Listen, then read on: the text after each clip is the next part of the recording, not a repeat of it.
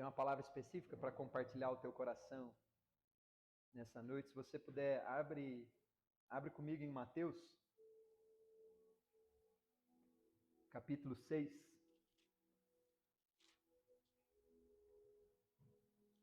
Mateus, capítulo 6.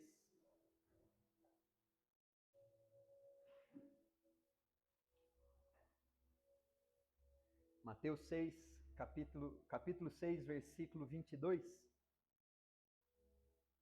Mateus 6, 22, Jesus fala para nós o seguinte: os olhos são a lâmpada do corpo. Se os seus olhos forem bons, todo o seu corpo será cheio de luz.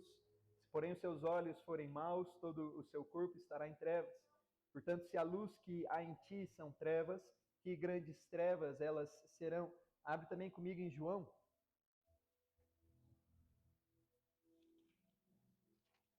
João capítulo 14. Obrigado. Versículo 8. João 14, versículo 8 e 9.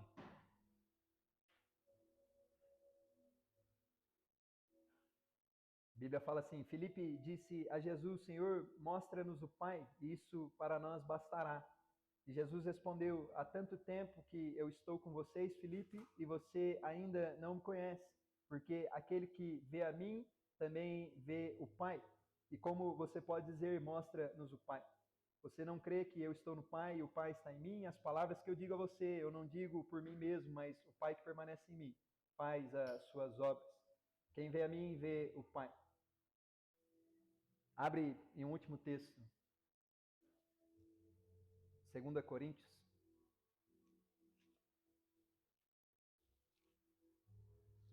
Capítulo 4.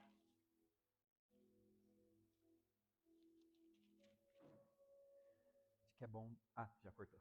Show. 2 Coríntios, capítulo 4, versículo 4.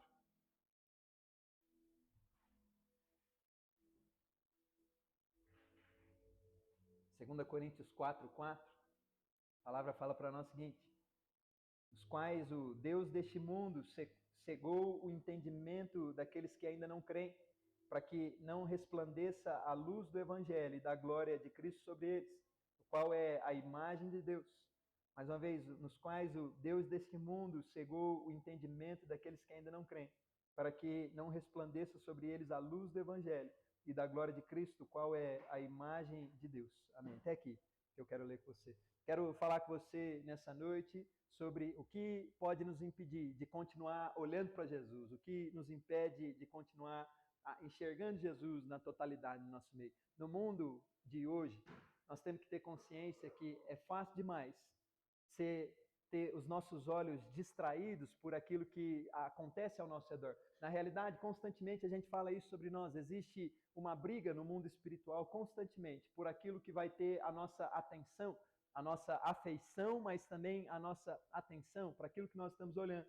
Há 2000 anos atrás, Jesus chama a atenção dos discípulos, dizendo para eles o seguinte: se os seus olhos forem bons, o seu corpo todo será bom, mas se os seus olhos forem maus, todo o seu corpo será mau também.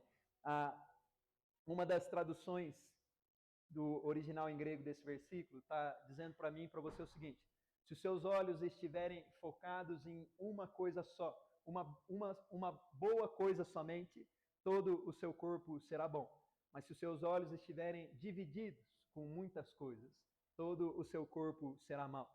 Logo em seguida, nós vemos no texto de João, onde os discípulos querem uma visão maior de quem Deus é. E Jesus diz para ele o seguinte: continue olhando para mim e você continua vendo mais de Deus sobre a tua vida. Mas a partir do momento que o nosso foco desvia, é onde nós perdemos de ver isso. É por isso que Filipe é repreendido naquele dia, onde Jesus diz para ele: há tanto tempo que você está andando comigo e você não está percebendo isso. Agora, 2 Coríntios, nós vamos ver Paulo nos revelando talvez a estratégia do inimigo para impedir pessoas de usufruírem daquilo que Cristo colocou sobre nós, não é? Ou que ele conquistou para mim e para você, onde a palavra fala: o Deus desse século, o Deus deste mundo, cegou pessoas para que elas não pudessem ver, cegou a mente deles, cegou o entendimento deles, para que eles não conseguissem enxergar Cristo e a glória dele na totalidade. É sobre isso que eu quero falar com você nessa noite. Em um mundo tão agitado como o de hoje, como eu e você podemos continuar lutando para permanecer com os nossos olhos inteiramente focados em uma coisa só.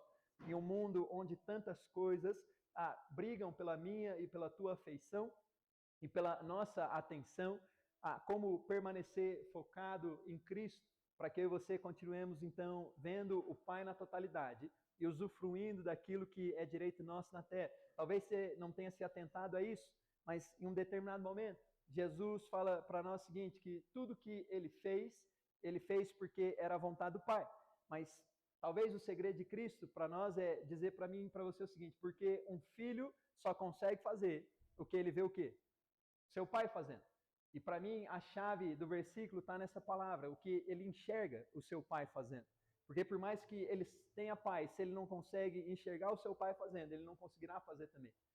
Eu acredito que grande parte, na verdade, as nossas vitórias com Cristo e aquilo que nós estamos usufruindo com o Senhor, e aquilo que nós estamos experimentando do Senhor, é resultado de onde os nossos olhos estão focando praticamente. Você se lembra do dia em que Pedro andou em cima das águas? Onde a palavra fala que Jesus o convida para andar em cima das águas, mas em um determinado momento, Pedro, com os olhos fixos em Jesus, começa a prestar atenção na força do vento ao seu redor, e de repente, o que acontece então? Pedro começa a afundar. O engraçado dessa história é que talvez tenha levado poucos segundos de que os olhos de Pedro se desviaram para que o coração e a mente de Pedro interpretassem uma mensagem errada, ou na verdade acreditasse numa mentira do inimigo sobre ele. Nos dias de hoje, é necessário talvez muito pouco tempo para que a nossa mente e o nosso coração comece a acreditar que as mentiras do diabo vão se tornar verdade sobre a nossa vida. Tudo que o inimigo precisa é que eu e você, então, venhamos desviar o nosso foco completamente de Jesus por pouco tempo. A estratégia para derrubar Pedro naquele dia foi simplesmente, repare na força do vento, que era contrário a eles. A palavra contrária, a melhor tradução para contrário significa inimigo que se opõe contra. A Bíblia está falando que a força do vento era como um inimigo que se opunha contra. Tudo que o inimigo que se opunha contra eles naquele dia precisou para que Pedro afundasse é que por poucos segundos os olhos de Pedro se desviassem para mais uma coisa. E então, trazendo para os dias de hoje, onde constantemente a nossa atenção está sendo chamada para tanto coisas boas, mas também para coisas ruins. O desafio é como eu e você estamos perseverando com os nossos olhos fixos em uma coisa só. Para que eu e você continuemos, então, caminhando em direção àquilo que Cristo tem para nós. Continuando a fazer as mesmas coisas que nós fazemos com paixão no nosso coração e também continuando a usufruir cada vez mais não só do reino de Deus na terra, mas usufruir cada vez mais do Pai no nosso no nosso dia a dia. Eu quero encorajar o teu coração nisso. Para que lado que nós estamos olhando e como eu e você estamos mantendo os nossos olhos fixos em Jesus, a maneira como nós enxergamos a Deus e a Jesus também vai determinar a maneira como nós vamos corresponder e responder à presença de Deus na terra. Não é? A falta de uma visão clara de Cristo nos impede de corresponder com a presença de Deus no nosso meio, mas também nos impede de responder à presença de Deus. A palavra fala para nós, por exemplo, o seguinte, que toda a terra já está cheia da glória de Deus. E constantemente nós estamos vendo pessoas que, às vezes, por conta de uma falta da visão clara de Cristo, em meio a lugares onde talvez o nosso emocional não está tão suscetível assim à presença que já está aqui, porque os nossos olhos se desviam, nós acabamos não correspondendo e não respondendo à presença que já está no nosso meio. O desafio para nós é aprender a responder e corresponder à presença. Mas eu entendo que, infelizmente, talvez a gente tenha sido treinado para isso somente por meio do nosso emocional.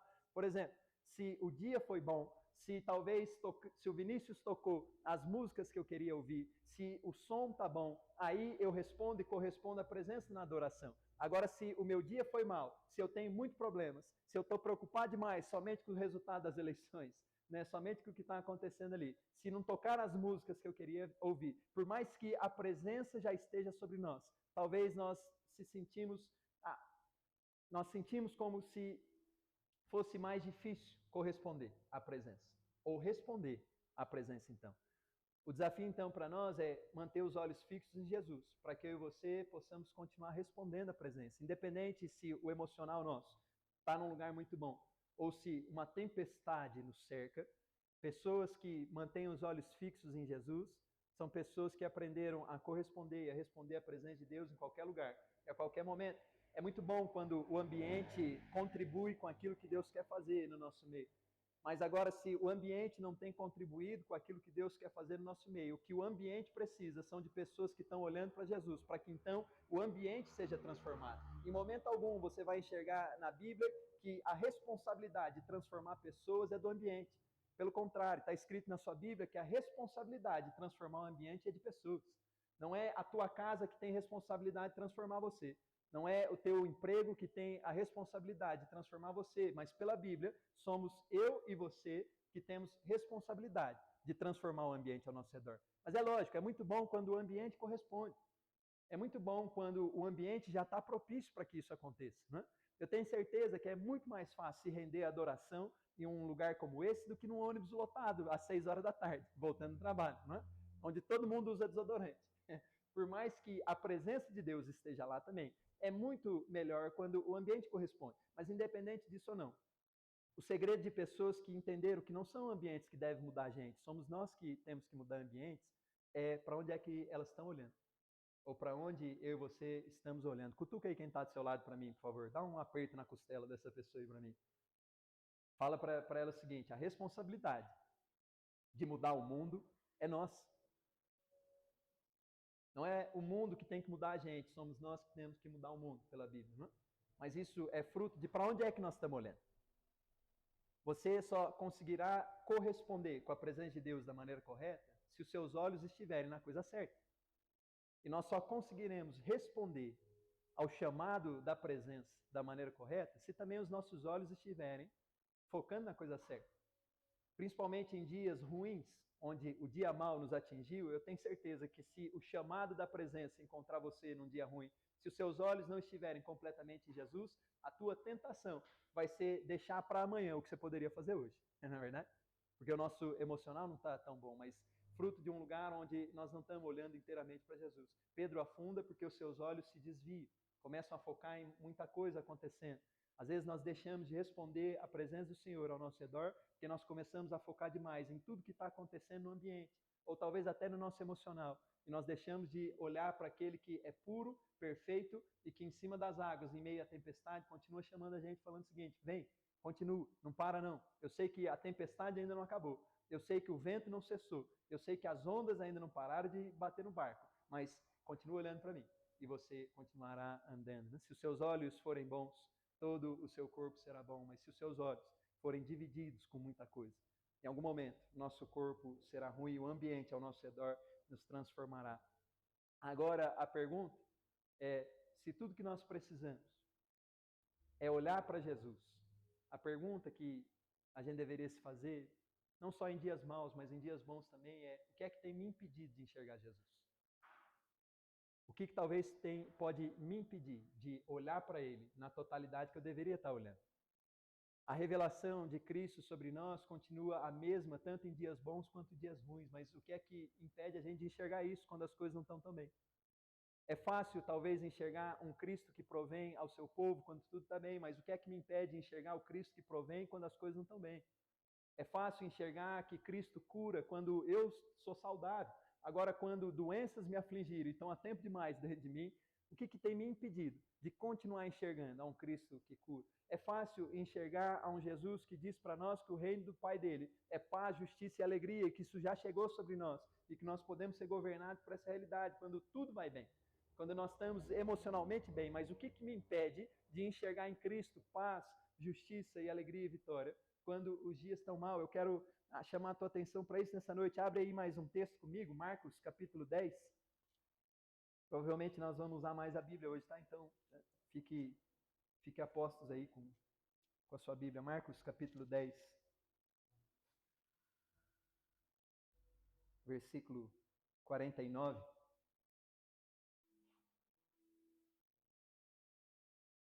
Marcos 10, 49. Na verdade, eu não vou ler os outros versículos, mas eu quero chamar a tua atenção para o 49 e para o 50, para talvez nos levar a entender a nossa situação, onde a Bíblia fala, você conhece a história, né? Um cego que era cego de nascença, escuta que Jesus está passando pela cidade. Provavelmente o cego já foi atingido por muitos testemunhos do que é que Jesus está fazendo. E testemunhos são a semente para o rompimento da fé. Toda vez que nós escutamos testemunhos, nós estamos recebendo uma semente para que a nossa fé aumente, né? A responsabilidade, o que é que nós vamos fazer com isso é nossa. Na Bíblia nós temos, principalmente no livro de Marcos, né? Semana passada eu comentei com você sobre isso. No livro de Marcos nós temos ali pelo menos 4 histórias de 4 tipos diferentes de fé, não é? Uma fé fraca, uma fé mediana, uma grande fé, e a fé desse cego também, tá? Na verdade são 3 tipos de fé, não é? Uma fé fraca, uma fé mediana e uma grande fé. E Marcos conta para nós histórias sobre isso. O engraçado é que são 4 histórias com 3 tipos de fé. Todas as 4 histórias, nós vamos ver que pessoas se aproximaram de Jesus para a cura porque ouviram testemunhos.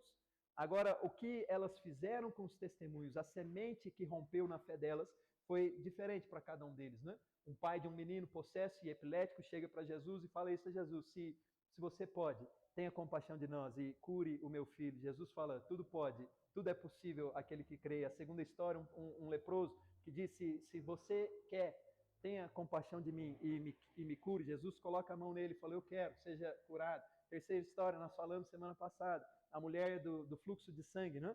Se eu conseguir chegar em Jesus, ela sabe quem Jesus é e o que Jesus pode fazer, mas se ela conseguir chegar em Jesus, ela será curada. É uma grande fé.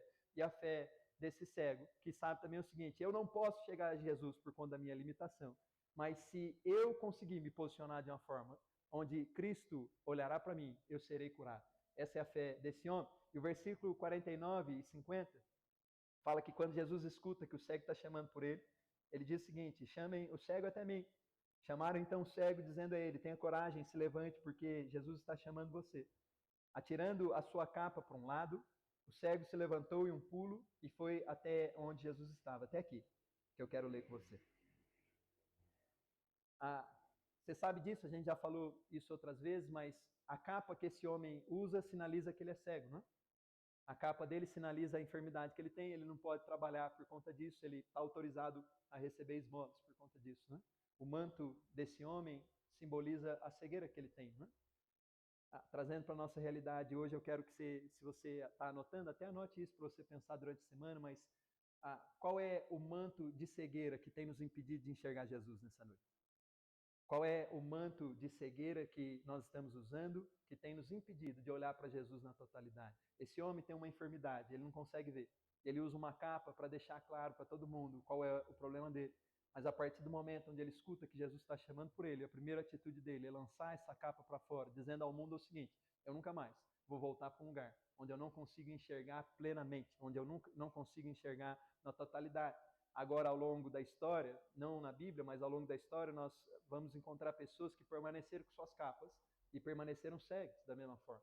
Qual é o manto de cegueira que eu e você estamos usando, que talvez tenha sinalizado que nós não estamos conseguindo enxergar Jesus na totalidade? É isso que eu quero que eu e você venhamos abandonar nessa noite. Um manto que nos impede de enxergar Cristo na totalidade é o manto da falta de fome. Se você está anotando, anote aí. A falta de fome é um manto de cegueira que nos impede de enxergar Jesus na totalidade. Existem 2 tipos de pessoas no mundo, né, relacionado ao mundo espiritual, a Jesus e aquilo que Deus pode fazer por nós. Nós vamos enxergar 2 tipos de pessoas espalhadas por aí. Pessoas que ainda têm fome daquilo que Deus pode fazer e pessoas que já ficaram satisfeitas com aquilo que receberam. E por conta disso não precisam de mais nada, não é?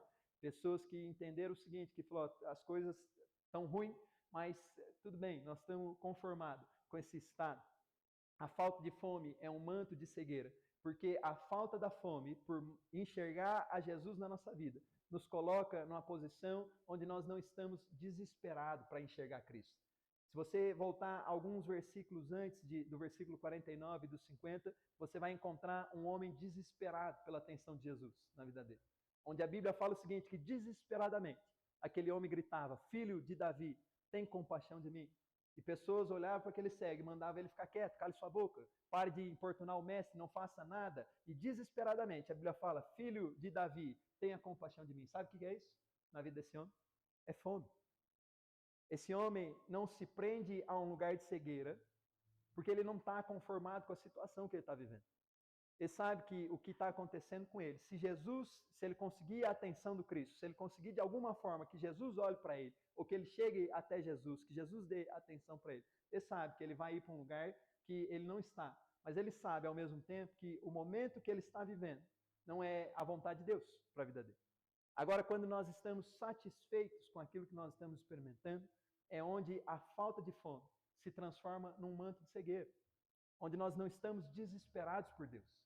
Nós não estamos desesperados por Jesus. Talvez como cristãos a nossa vida está muito boa. Eu não sei quantos anos você é convertido, quantos anos você conhece Jesus, ou quantos meses, quantos dias. Independente disso, algo que nunca pode acabar na nossa vida é a fome por enxergar Jesus na nossa vida. É a fome por enxergar mais de Cristo na totalidade. Mas infelizmente, eu encontro pessoas que talvez depois de anos dentro da igreja, aprenderam a se conformar com aquilo que eles já viram e adotaram um manto de cegueira sobre eles, impedindo com que eles fossem adiante para alguma coisa onde eles vão enxergar mais de Deus, mais de Cristo sobre a vida deles.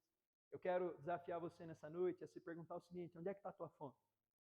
Ou por que nós se conformamos com certas situações onde nós ainda não vimos Cristo se manifestar? Imagine só, se esse homem fosse uma pessoa satisfeita, na primeira vez que alguém tivesse mandado ele ficar quieto, ele ficaria quieto. Mas como existe fome por Cristo na vida dele. Pessoas estão repreendendo esse homem, pessoas estão se levantando contra esse homem, mas ele não está nem aí, porque a fome dele faz com que ele se posicione de uma forma onde ele vai corresponder com a presença de Deus, onde ele vai responder ao chamado da presença, mas ao mesmo tempo, onde ele vai enxergar aquilo que está faltando na vida dele. Eu quero que você pense nas áreas da sua vida, onde é que você não está enxergando Cristo se manifestar na totalidade. Onde é que você talvez ainda não viu a promessa de Jesus se manifestando sobre você, onde você não viu talvez o que o Novo Testamento fala para nós, que deveria ser normal e deveria estar acontecendo. Nós não podemos de forma alguma nos conformar com essa situação, senão nós adotaremos sobre nós um manto de cegueira, que vai cair sobre nós, nos permitindo ficar num lugar onde nós vivemos de esmola, não é? Existem esmolas físicas, mas existem esmolas espirituais também. Esmolas espirituais é menos da metade daquilo que eu e você fomos criados para experimentar em Deus. Mas por alguma razão, ao longo dos séculos, parece que a igreja se conformou com esse lugar. Não? Ao longo dos últimos séculos, nós encontramos a igreja presa num lugar de esmola, onde nós se conformamos em vir para um culto no domingo e talvez tudo que nós experimentamos do Senhor ao longo dos dias é uma sensação boa no nosso coração. Sendo que a promessa de Cristo para nós é ainda existe muito mais. Né? Um dos últimos momentos de Jesus com os discípulos, ele fala para eles o seguinte: eu ainda tenho muito mais para falar com vocês, mas agora vocês não podem suportar, mas se preparem para suportar tudo isso. Parece que da igreja do primeiro e segundo século, do terceiro século da igreja em diante, é onde parece que nós estamos encontrando pessoas que por alguma razão se conformaram com um lugar onde nós não estamos mais enxergando Cristo na totalidade.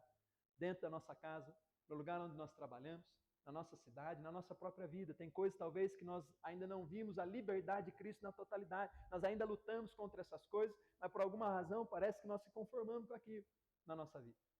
A minha pergunta para você é: por que não abandonar um manto de cegueira sobre nós? Por que não jogar de lado, de uma vez por todas, uma capa que nos prende num lugar de cegueira e começar a andar de volta para um lugar onde nós vamos enxergar Cristo na totalidade? Perguntei para quem está do seu lado: por que nós vamos manter uma capa de cegueira sobre nós? Pessoas que têm fome de Cristo, pessoas que têm fome de ver Jesus se manifestando na vida delas. Normalmente, essas pessoas, elas parecem desesperadas, né? São pessoas que têm um grande desespero no coração delas, porque nós respondemos ao Senhor com a fome que nós temos, né? Esse homem tem tanta fome de ter um encontro com Jesus, que por mais que todo mundo mandasse ele calar a boca, ele está desesperado. Lendo a história, você consegue enxergar o desespero do coração do Senhor. Uma outra história, a mulher samaritana, que tem uma filha possessa, ela chega até Jesus, a cananeia, né? Ela chega até Jesus e fala: Jesus, me ajuda com a minha filha. Jesus fala: não é bom tirar o pão dos filhos para dar aos cachorrinhos. Lembra dessa história? Se você ler a história dessa mulher, você vai perceber o tamanho do desespero dela. Porque pessoas que têm fome de um encontro com Cristo, de algo que eles não viram ainda, normalmente eles se parecem com desesperados. Eles não estão conformados.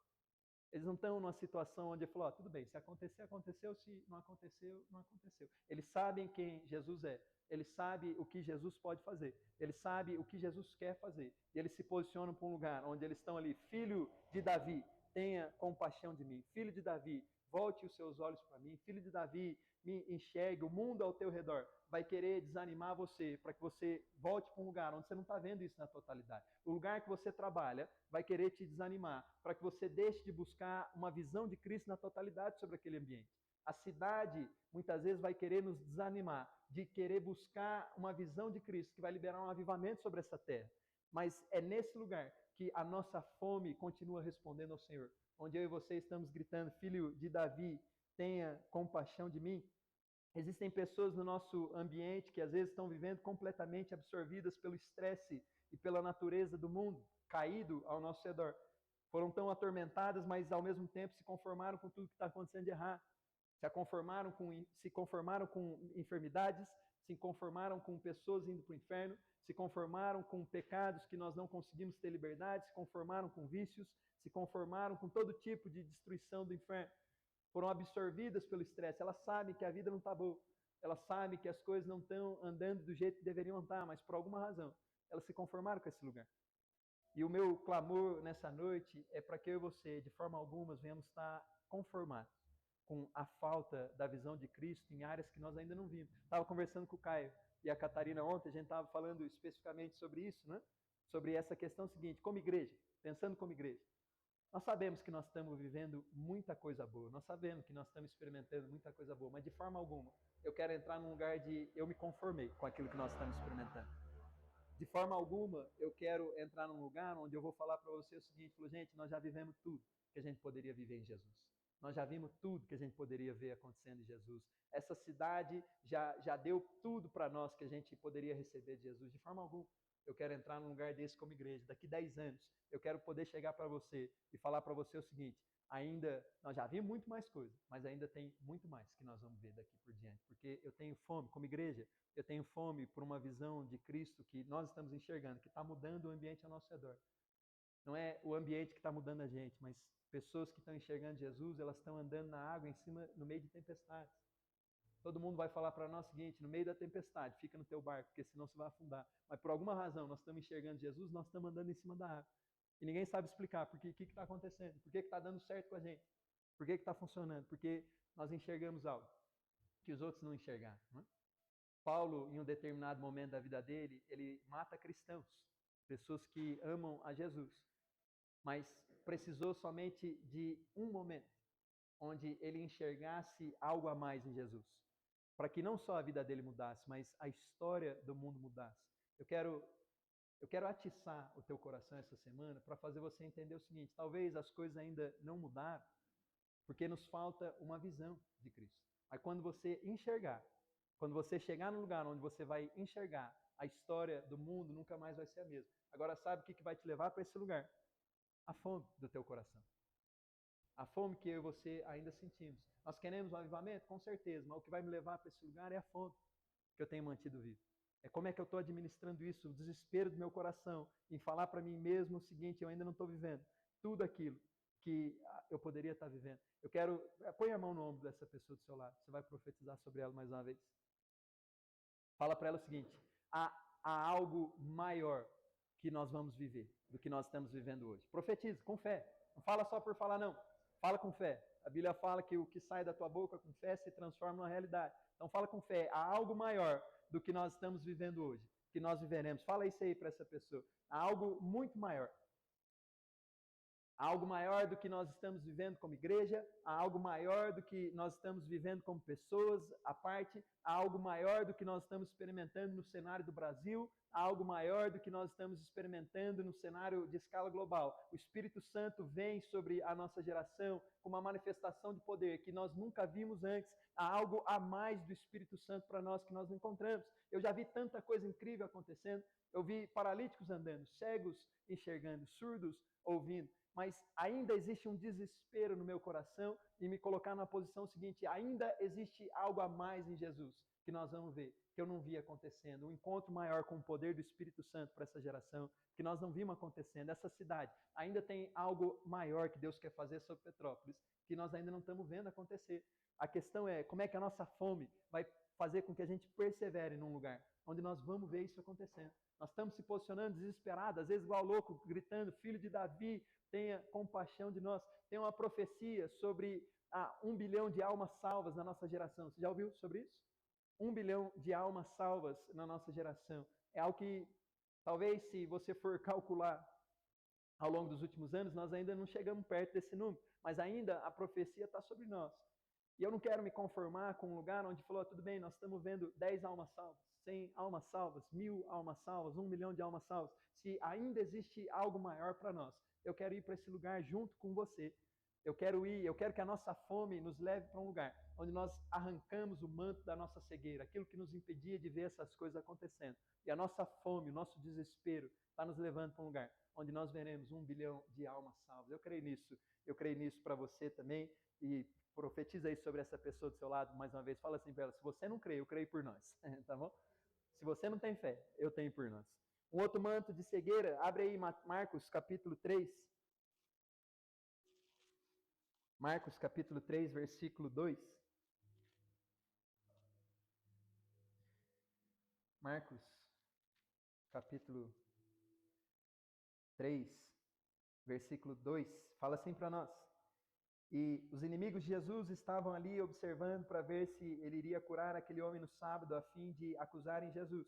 Mas ele disse ao homem da mão ressequida, venha para o meio. E ele perguntou, é lícito no sábado fazer o bem ou fazer o mal, salvar uma vida ou deixar morrer? Mas todos eles ficaram em silêncio.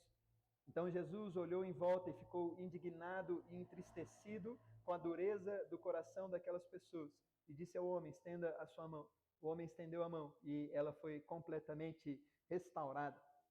Um outro manto de cegueira que nos impede de ver Cristo se movendo na totalidade é a dureza do nosso coração. Porque nós estamos olhando para a coisa errada, com foco na coisa errada. Constantemente na Bíblia você vai ver pessoas com coração duro que deixaram de ver ou deixaram de experimentar a totalidade daquilo que Deus poderia fazer sobre eles.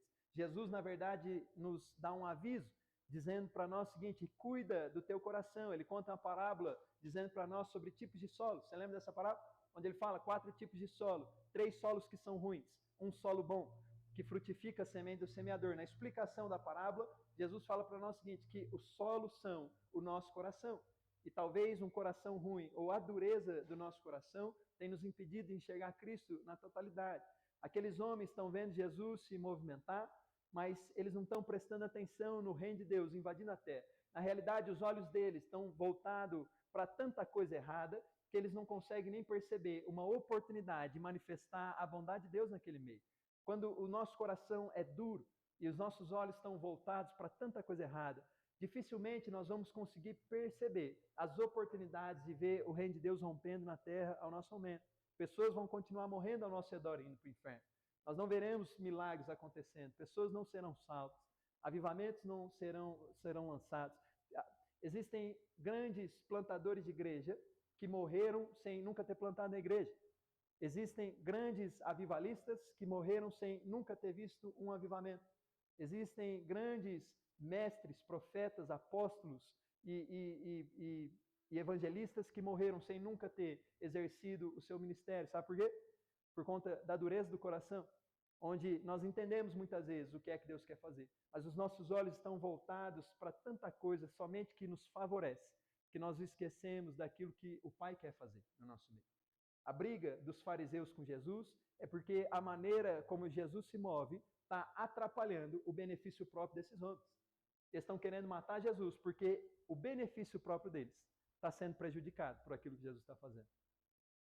Nós percebemos que o nosso coração está duro quando a nossa vida se resume ao que a gente quer, ou o que pode me beneficiar, e faz muito tempo que nós não estamos olhando para aquilo que o Pai quer ao nosso redor. E é onde, muitas vezes, no meio de oportunidades e que o céu rompa na terra, os nossos olhos estão procurando por oportunidades que vão me favorecer. E nós estamos perdendo de ver homens com a mão ressequida sendo completamente curados, famílias completamente transformadas.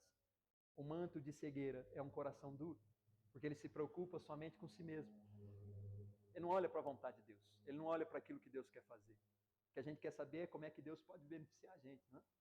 Falei com você, falei com alguém, eu não sei se eu falei aqui ou falei em outro lugar, mas Esse dia eu vi um vídeo, eu dei muita risada, a menina orando assim, falou, Deus, se for da sua vontade, faça a minha vontade. Foi aqui que eu falei isso aqui, ou foi com alguém específico? Sei lá, enfim, mas eu vi uma menina orando isso aí, falou, Deus, se for da sua vontade, faça a minha vontade. Eu dei muita risada, mas eu parei para pensar, falou, quantas vezes eu não estou orando isso também, não é? Nós percebemos que o nosso coração está duro quando tudo na nossa vida se resume somente a nosso benefício próprio. E faz muito tempo que nós se esquecemos daquilo que Deus quer fazer. Aqueles homens estão sendo atrapalhados, a vida deles, talvez os benefícios que eles têm, e você tem que entender isso, eles não vão perder a vida boa deles, de forma alguma.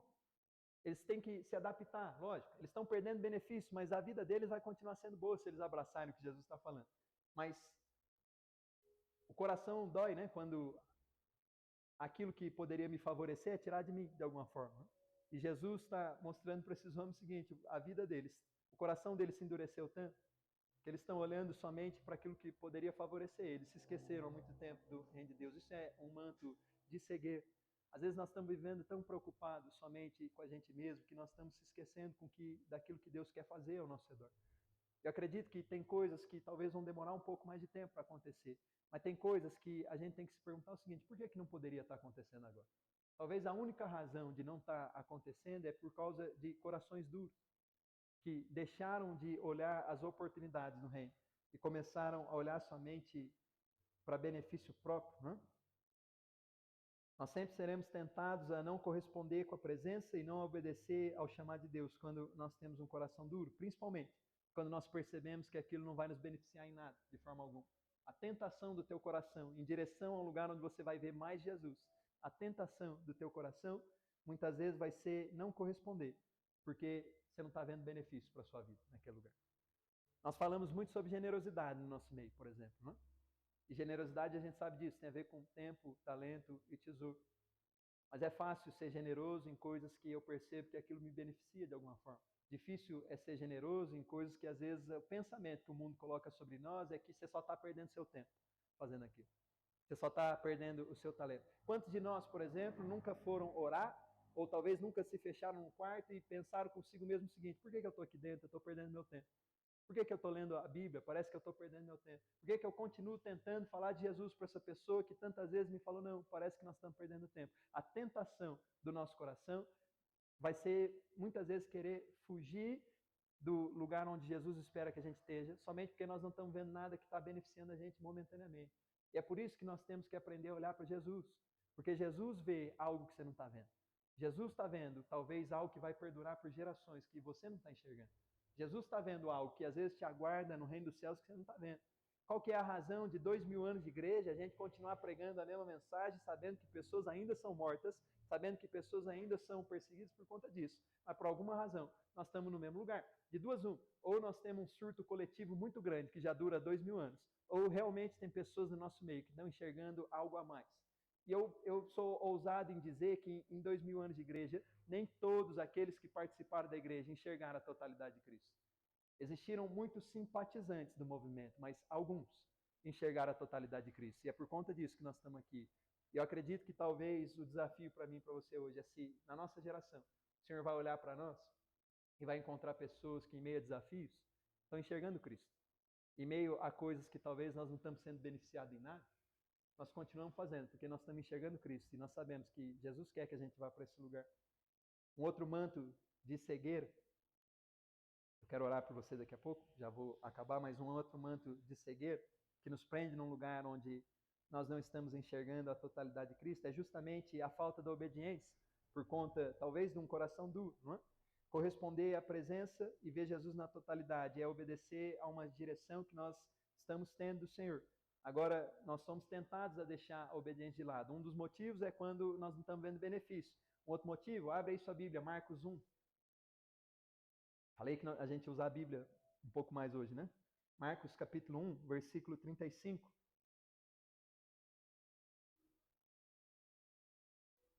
Marcos 1, 35.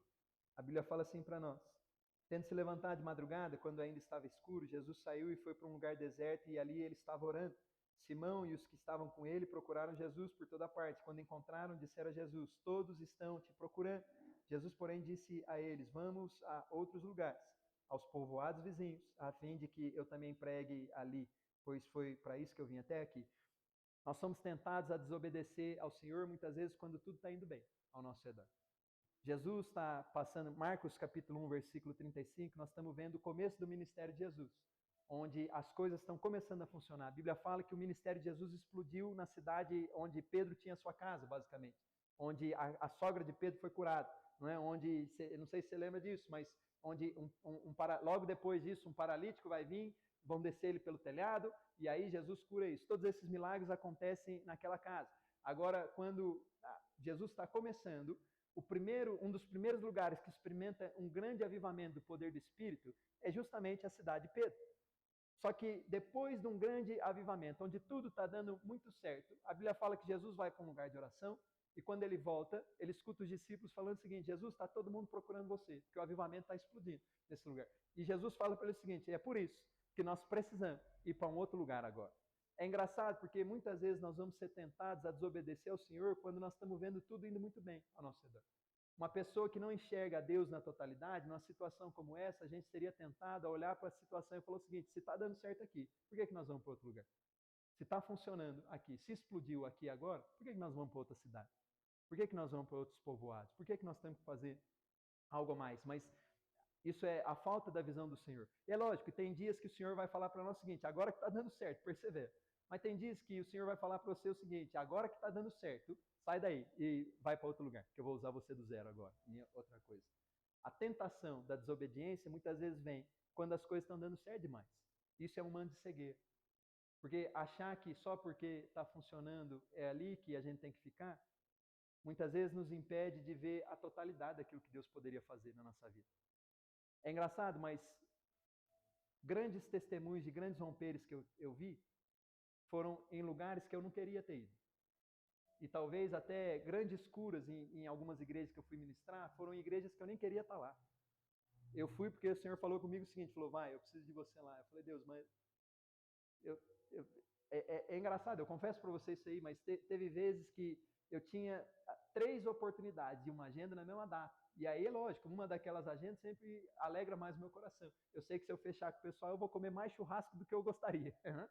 Mas daí o Senhor entra na história e fala comigo o seguinte: falou: Pedro, eu sei que você ama essa igreja, eu sei que você ama a maneira como eles tratam você, eu sei que você vai comer churrasco se você for para lá, mas eu preciso de você nesse lugar que você não quer ir agora. A tentação do nosso coração, em desobediência, em cegueira, que nos prende num lugar de cegueira, é querer se mover para lugares somente porque nós estamos vendo dar certo.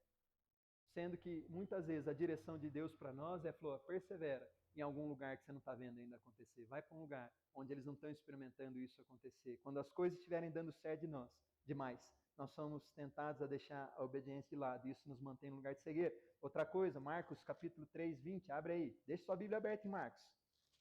Marcos 3, 20. A Bíblia fala assim: então Jesus foi para casa e outra vez se ajuntou uma multidão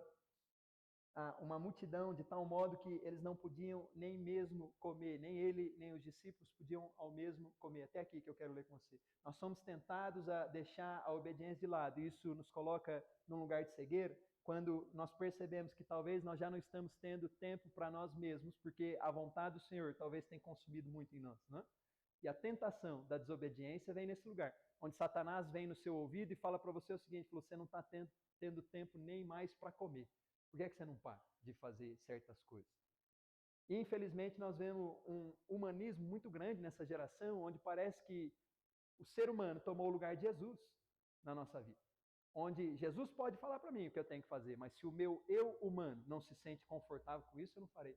Em algum momento parece que Jesus deixou de ser o Senhor da nossa vida e nós começamos a se tornar os mestres da nossa própria vida. Parece que Jesus não é o Senhor, mas é alguém que contribui com certas coisas que nós vamos fazer. A pergunta que eu te faço hoje é essa: será se Jesus tem sido o Senhor da tua vida ou não? Porque vão ter momentos cumprindo com a vontade de Jesus, em lugares onde você quer ver. E você tem que ter consciência também disso. O que é que você quer ver em Jesus acontecendo? Todo mundo que tem um encontro com Jesus, eles às vezes escutaram isso, falou: o que é que você quer que eu faça por você? O que você quer ver? Você tem que ter firme no teu coração. A tua fome tem que estar te prendendo num lugar onde você sabe o que é que você quer ver acontecendo.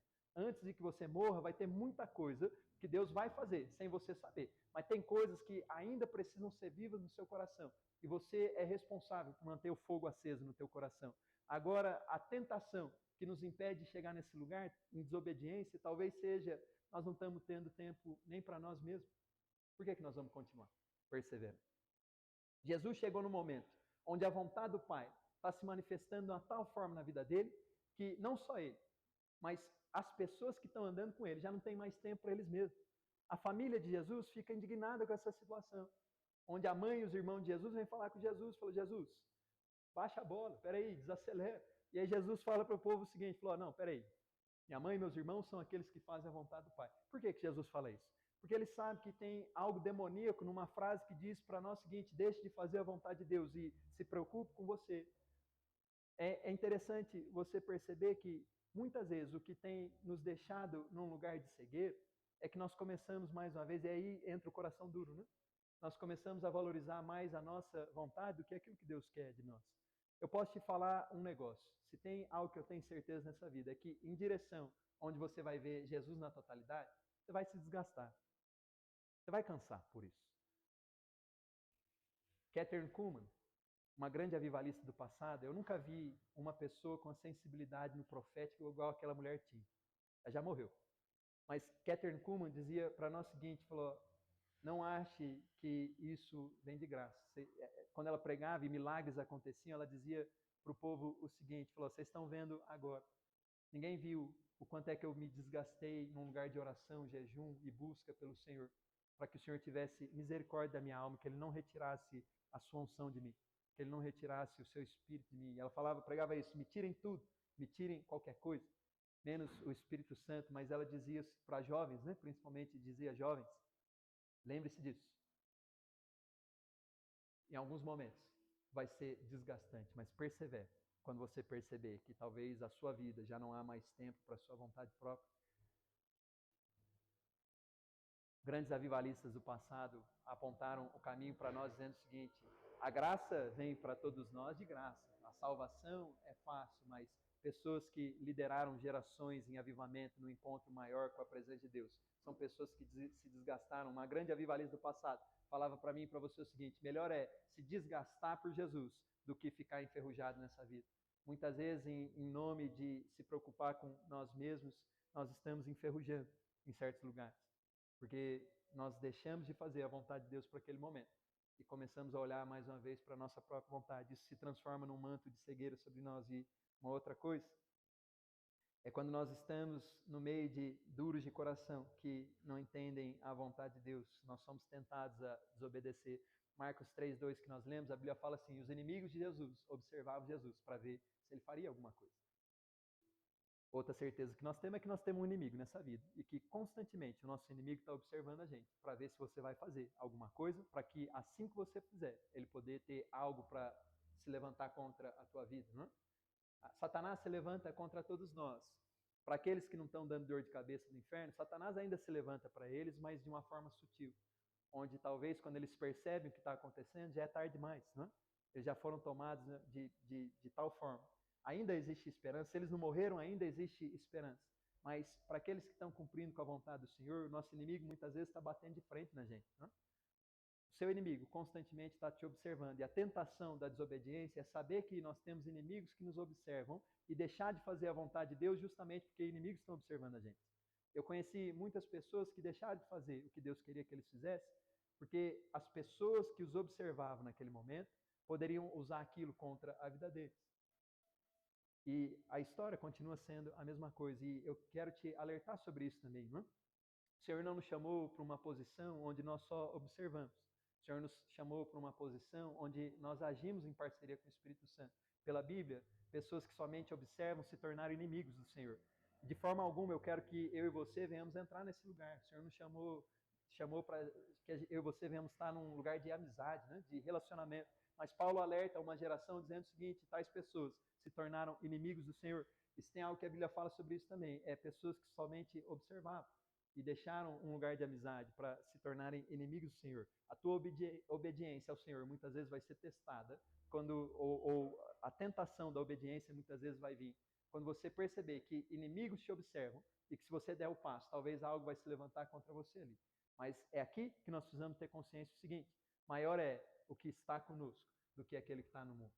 Em Cristo Jesus, nós já temos a vitória. Independente do levante que vai vir contra você, você tem vitória. Põe a mão no teu peito. Declara sobre você mesmo agora o seguinte: independente do levante que eu estou passando, independente do que é que vai se levantar contra mim, independente do que o meu inimigo for querer usar contra mim, eu sou mais do que vencedor em Cristo Jesus. Declara isso sobre você mesmo. Eu sou mais do que vencedor em Cristo Jesus. Não importa o que Satanás vai usar pessoas ao meu redor para falar. Não importa o que talvez pessoas vão tentar achar para nos derrubar. Em Cristo Jesus, nós seremos mais do que vencedores, porque a vontade do Pai é boa, perfeita e agradável todo o tempo. A palavra fala para nós assim: não se canse de fazer o bem, em momento algum. Jamais se canse de fazer o bem ao seu redor. Pessoas que prestaram mais atenção na observação do inimigo se cansaram de fazer o bem, porque se preocupam com o levando do inimigo. Constantemente eu falo essa história, mas é uma verdade. Eu tive um amigo que falava assim para mim, falou: eu não dou trabalho para o diabo, ele não dá trabalho para mim. Uma mentira. Mas não se canse de fazer o bem. Essa é a nossa realidade. Não se canse de fazer o bem. O inimigo é mau e ele vai tentar agir de forma mal, mas o meu papel e o seu é nós não nos cansamos de fazer o bem. Outra coisa que é um manto de cegueira, e aí eu vou encerrar com as duas últimas coisas. O nosso pecado se transforma num manto de cegueira. Marcos capítulo 2, versículo 1, vai contar, o versículo 1 ao 5, nem precisa abrir na verdade, vai contar para nós a história daquele homem que era um paralítico e que seus amigos desceram ele pelo telhado. Eu quero só chamar a sua atenção para o versículo 5, onde a Bíblia fala assim para nós, que vendo Jesus a fé daqueles homens, disse ao paralítico: filho, os seus pecados estão completamente perdoados. Um manto de cegueira que nos impede de ver a totalidade de Cristo na terra ainda é o pecado na nossa vida. E a Bíblia fala para nós sobre isso: de mãos limpas e coração puro verão ao Senhor na totalidade. Nós entendemos o seguinte: enfermidades, elas tiveram origem no mundo quando o pecado entrou no mundo, certo? É o que a Bíblia nos ensina. Mas ao mesmo tempo nós entendemos que enfermidades hoje podem ter causas físicas, podem ter causas emocionais e tem causas espirituais também. Tem pessoas que permanecem enfermas porque não perdoaram no seu emocional, mas tem pessoas que permanecem enfermas ou que enfermidades vão e vêm porque elas continuam dando espaço ao pecado na vida delas. A situação que nós lemos desse paralítico, Jesus fala para aquele homem o seguinte: os seus pecados estão perdoados. E logo em seguida, os fariseus se levantam contra Jesus, falam blasfêmia, e aí Jesus fala: o que é mais fácil, dizer seus pecados estão perdoados ou levanta e anda, não? E aí Jesus une as duas coisas. Ele fala, para vocês saberem que o Filho de Deus tem poder na terra, ele fala: seus pecados estão perdoados, tome seu leito e ande. E o paralítico volta a andar. Pela história, nós estamos vendo que a paralisia daquele homem é fruto do pecado dele. Ele permaneceu num lugar de paralisia por conta do seu pecado em sua vida. E é por isso que Jesus libera perdão aos seus pecados, para tirar ele daquele lugar, não é? É lógico, sem Jesus esse homem não tem esperança alguma. Que bom que ele encontrou Jesus, mas eu quero chamar a tua atenção para o seguinte: o pecado daquele homem estava colocando ele numa posição onde, se ele não tivesse amigos, ele seria limitado de enxergar Jesus na totalidade. O que é que um paralítico no meio de uma multidão, Jesus dentro de uma casa ensinando, provavelmente a casa de Pedro, não é? Jesus dentro da casa, e uma multidão do lado de fora. Imagina você, um paralítico, não tem cadeira de roda. Naquela época, não existe esse negócio de preferência a deficiente, grávida e nada disso, né? É uma versão mais elevada do Brasil, né, que eles têm ali, né? Eles não dão direito nem preferência para nada. Mas não tem nada dessas coisas, não tem cadeira de roda, não tem preferência, não tem. A galera quer ver Jesus. E aí, de repente, chega esse homem, que é um paralítico, talvez se arrastando, ou se ele não tivesse amigos, seria se arrastando, mas ele chegou numa maca. Se esse homem não tem amigos para levar ele até Jesus, a visão dele seria limitada por conta de uma posição de pecado. Você tem que entender isso. Muitas vezes nós não estamos enxergando Jesus na totalidade, porque nós continuamos dando espaço para pecados na nossa vida. Enquanto essas coisas tiverem espaço em nós, talvez nós continuaremos num lugar de paralisia, onde nós não estamos vendo Jesus. Agora, a nossa esperança, olha para quem está do seu lado. Fala para ela assim: você tem um amigo, cara. Tem coisas que nós vamos vencer sozinhos, certo? Você tem que entender isso. Tem coisas que você vai vencer sozinho. Mas tem coisas que nós precisamos de amigos, que estão levando a gente pelo telhado, muitas vezes. É engraçado que esses amigos aqui, eles tiveram que fazer um comunicado entre eles. Eles são 5, né? Se eu não me engano, 5 ou 4. E eles estão ali, são 5 pessoas diferentes, 4 cabeças diferentes pensando. 4 ideias diferentes. Eles estão conversando, falou, tá bom, se o nosso amigo chegar até Jesus, ele vai ser curado. Como é que nós vamos fazer isso aí? Um primeiro dá uma ideia, falou, por que a gente não sai empurrando todo mundo? E a gente chega em Jesus. O outro falou, não, muito ruim, por que a gente não pede licença para as pessoas? O outro é mais educado, né? Por que a gente não pede licença?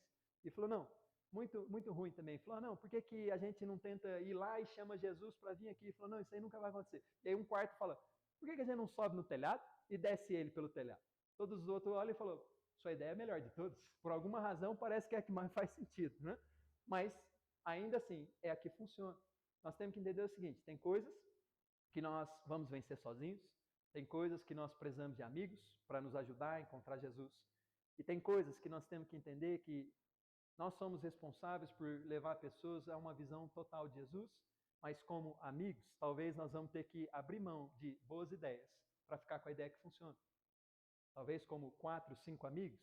Eu sei que todos nós aqui nós temos muitas boas ideias para levar pessoas até Jesus, mas muitas vezes, em direção a esse lugar onde nós vamos ser responsáveis por pessoas que vão enxergar Jesus na totalidade, nós vamos ter que abrir mão de boas ideias para ficar com a ideia que funcione. Muitas vezes a ideia que funciona era a última que a gente esperava. Vamos descer alguém pelo telhado e vai dar certo. Jesus, é lógico que essa aqui é a que mais vai chamar a atenção de Jesus, né? Imagina Jesus ensinando, de repente alguém tira as palhas e tem um cara descendo ali, né? Falou, a fé de vocês é grande. Eu acho que Jesus não está nem falando para o paralítico, está falando para os amigos.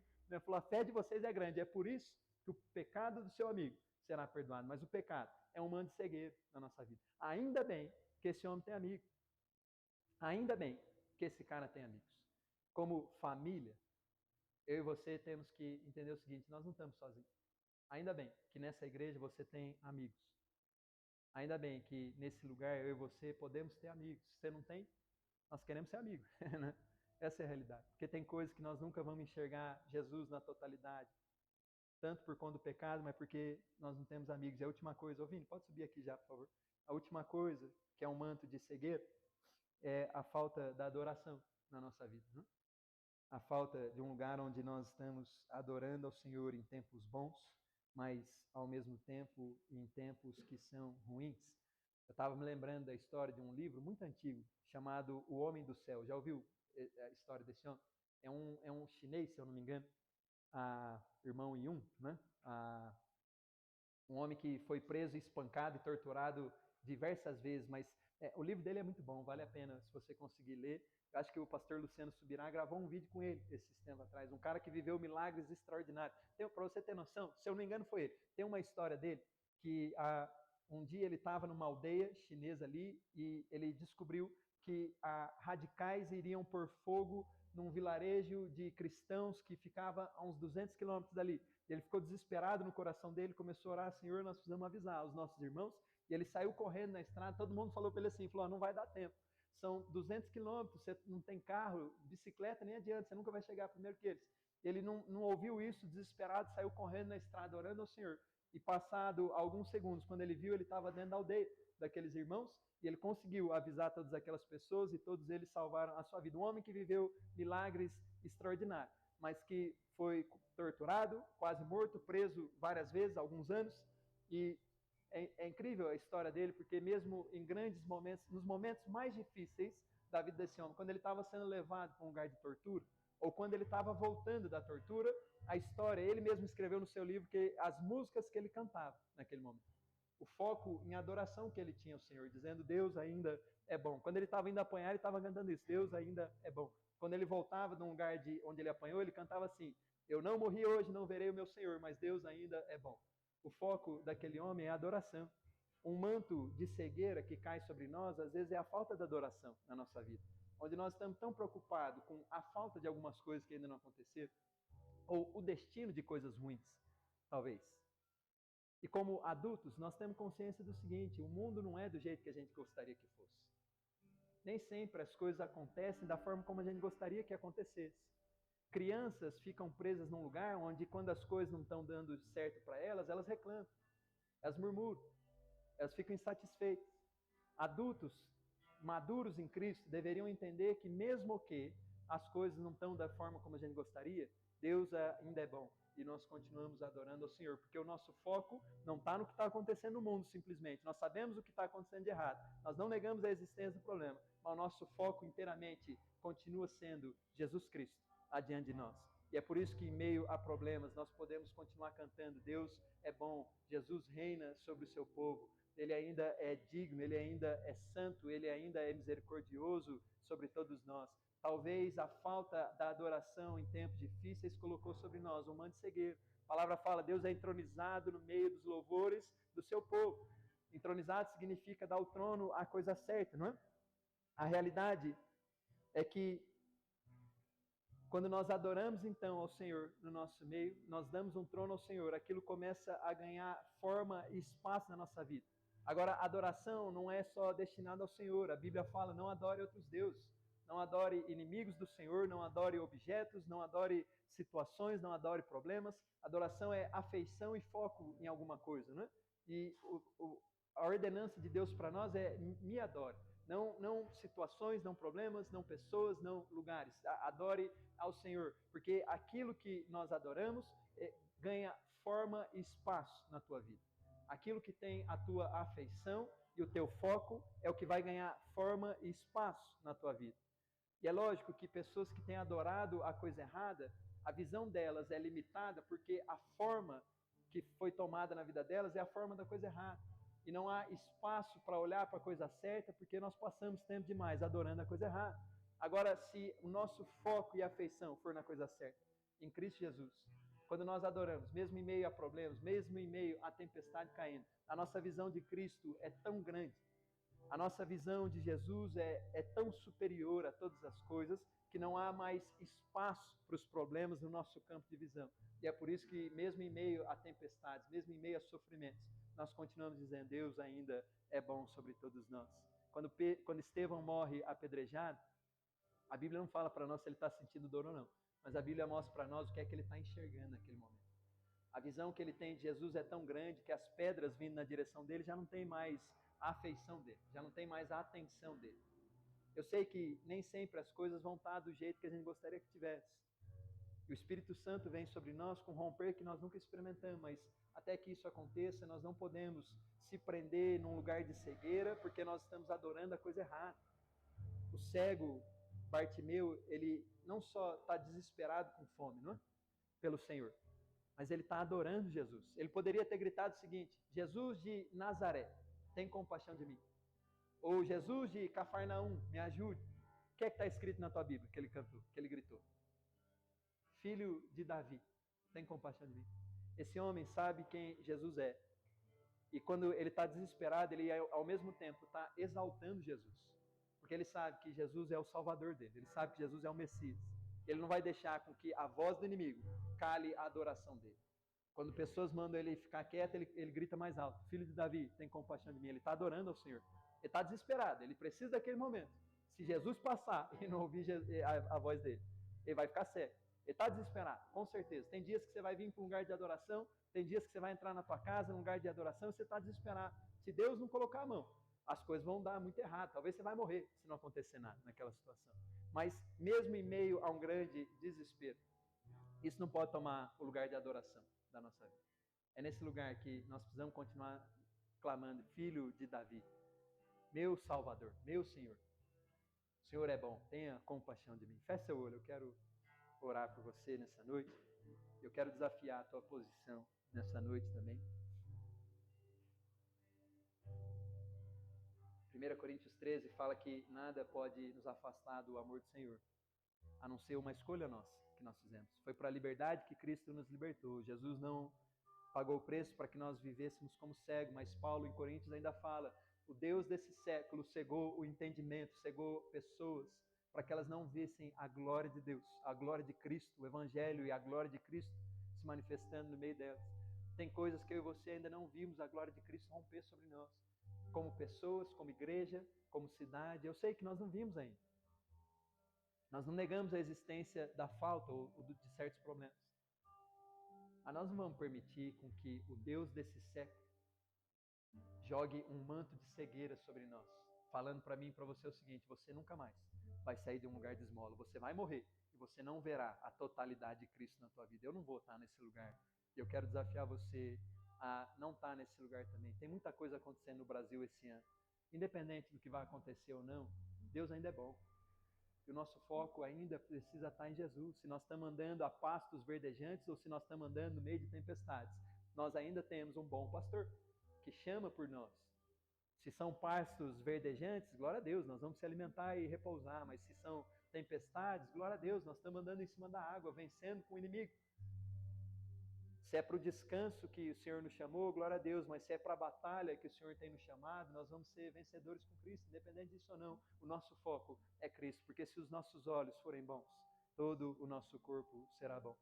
Se os olhos da igreja forem bons, todo o corpo da igreja será bom. Se os olhos da nossa família forem bons, todo o corpo da família será bom, independente disso ou não. A consciência que nós temos que ter é para onde nós estamos olhando. É jogar a nossa capa de lado. Abandonar isso de uma vez por todas. Dizer para a nossa capa o seguinte: eu não nasci para ficar nesse lugar. Eu não nasci para ficar num lugar onde eu não tenho fome por mais de Deus. Eu não nasci para ficar num lugar onde o pecado me domina. Eu não nasci para ficar num lugar onde eu sou desobediente à vontade de Deus, somente por circunstâncias. E de maneira alguma, nós nascemos para ficar num lugar onde nós não adoramos ao Senhor. Não tem a ver com o ambiente nos transformando, tem a ver com eu e você somos chamados a transformar o ambiente. É nossa responsabilidade.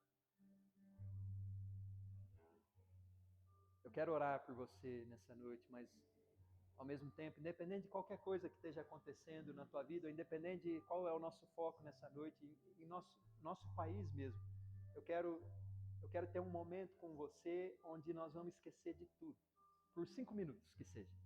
Nós vamos esquecer de tudo, casa, trabalho, família, política, nós vamos esquecer de tudo. E nós só vamos declarar: Santo, Santo é o Senhor, que está assentado sobre um trono. Eu quero desafiar você para essa posição onde nós vamos adorar ao Senhor por mais 5 minutos, dê mais 5 minutos somente. E depois eu quero orar junto com você, eu creio no poder do céu sendo liberado sobre nós. Se você puder, fica de pé. Vinícius vai estar conduzindo a gente para esse lugar. Ramon, vem cá também, por favor. Eu quero desafiar você a realmente se render à presença de Deus. Pessoas que querem o encontro com Jesus, elas se rendem completamente. Elas não estão preocupadas com o ambiente ao redor. Elas não estão preocupadas se os inimigos estão observando. O teu problema está te observando, talvez, nessa noite.